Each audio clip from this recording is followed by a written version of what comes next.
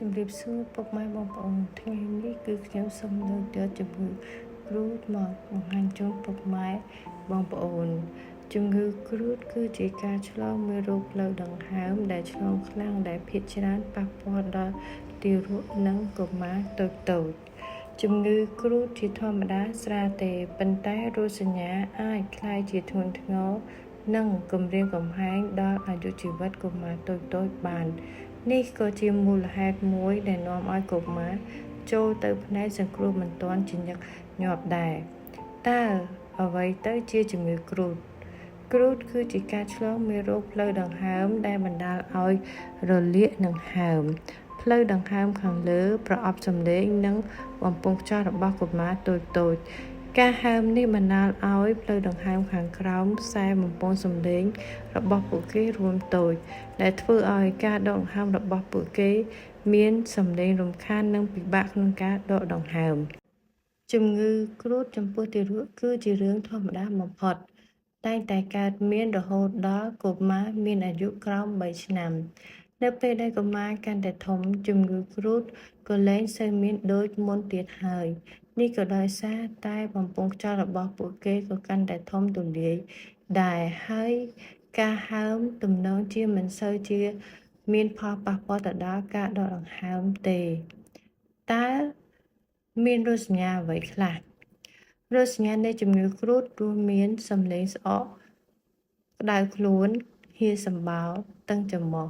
មានកន្ទួលក្រហមលើស្បែកភ្នែកឡើងក្រហមមានហើមកូនកន្លជាដើម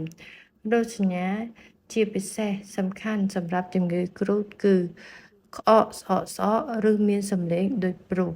និងមានស្ត្រាយដពេលដកដង្ហើមចូលដែលភាគច្រើនរោគសញ្ញាទាំងនេះអាចកាន់តែអាក្រក់ទៅគឺនៅពេលយប់តើមូលហេតុអ្វីដែលធ្វើឲ្យមានជំងឺគ្រូតវាឆ្លងរីករាលដាលយ៉ាងងាយស្រួលគឺតាមរយៈខ្យល់ឬក៏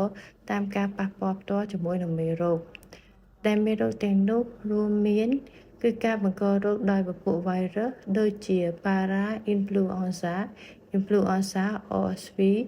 មេរោគកញ្ជ្រឹលឬក៏មេរោគផ្សេងៗទៀតការបង្ករោគដោយបាក់តេរីជាករណីកម្រភាគច្រើនវាបង្កឲ្យមានភាពស្មុគស្មាញនិងមានភាពស្មុគស្មាញដល់ការឆ្លងរោគនឹងធ្វើឲ្យពិបាកក្នុងការដកដង្ហើមតើធ្វើម៉េចទើបអាចការពារកុំឲ្យកើតជំងឺគ្រូតបានគឺគ្រូតគឺឆ្លងតាមរយៈការប៉ះពាល់ផ្ទាល់ឬក៏តាមរយៈខ្យល់ដើម្បីជួយទប់ស្កាត់ការរីករាលដាលគឺយើងត្រូវលាងដៃនិងសម្ងួតដៃឲ្យបានហ្មត់ចត់លាងប្រដាប់ប្រដាក្មេងលេងឲ្យបានស្អាត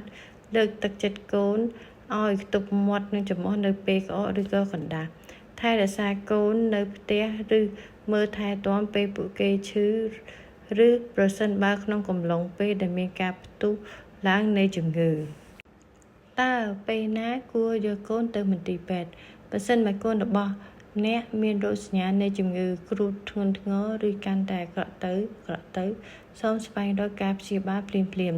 ដែលរោគសញ្ញាទាំងនោះរួមមានពិបាកដកដង្ហើមស្បែកមានពណ៌ស្វាយឬស្លេកក្អកធ្ងន់ធ្ងរស្រក់ទឹកមាត់ឬពិបាកលេបកុមារមិនអាចយំឬមិនអាចនិយាយបានដោយសារតែពិបាកក្នុងការដកដង្ហើម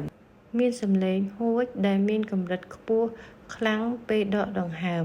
មានភើតផតជុំវិញឆ្អឹងជំនីនិងផ្នែកខាងលើនៃឆ្អឹងសន្ទះទ្រូងរបស់ពួកគេនៅពេលដកដង្ហើមនេះសុទ្ធតែជាសញ្ញាធ្ងន់ធ្ងរ